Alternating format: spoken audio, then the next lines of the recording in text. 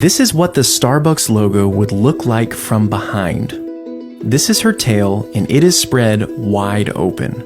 Now, it's important for you to understand that this design was intentional and kind of creepy, as you'll see throughout this video. In order to understand why Starbucks chose such an odd image to represent the company, we need to go back to the beginning. It was 1971, and the founders, inspired by Moby Dick, chose the name Starbucks. With Seattle being a port city and their coffee coming in on ships, they wanted their brand to be related to the sea. Next on their list was to find a logo. According to the company's website, while they were studying old marine books, a mysterious nautical figure called to them. They had discovered a 16th century depiction of a twin-tailed mermaid, later to be identified as a siren. And almost immediately, they knew they found their logo. You might assume that they chose the siren because it looked like a mermaid and lived in the sea, but there's actually a deeper and darker reason behind their decision. You see, the siren has its own history that's sort of troubling, and the original founders knew this. In Greek mythology, the siren was first interpreted as a bird with a woman's head. Later, they were pictured as a woman with wings and bird feet.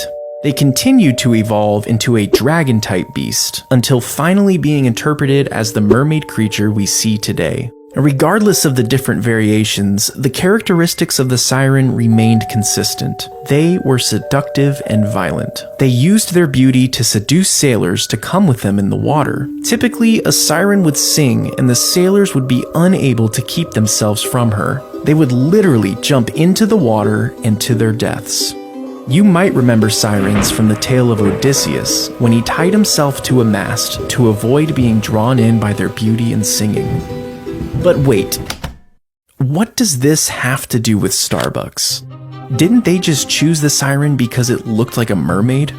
Well, look at the first logo.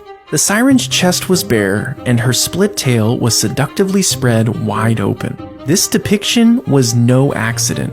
The owners expected people to see Starbucks, smell Starbucks, and desire Starbucks. Just like the sailors couldn't deny the seduction of the sirens, the founders of Starbucks wanted to make you unable to resist their coffee. And this isn't speculation.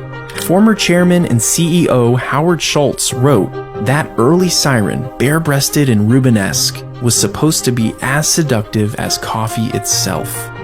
As the company started to grow, they ran into a problem. This seductive, bare-breasted creature was a little too risque when it was scaled up in size. By changing the artwork to make her more appropriate, Starbucks was able to put the image on their trucks without backlash. And over the next 20 years, the logo became even more tame.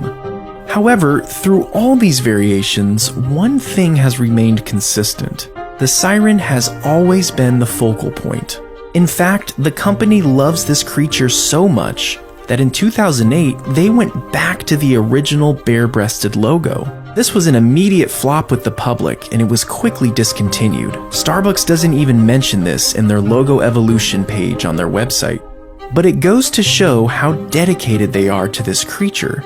And you might think that seduction and irresistibility make for a creepy marketing strategy.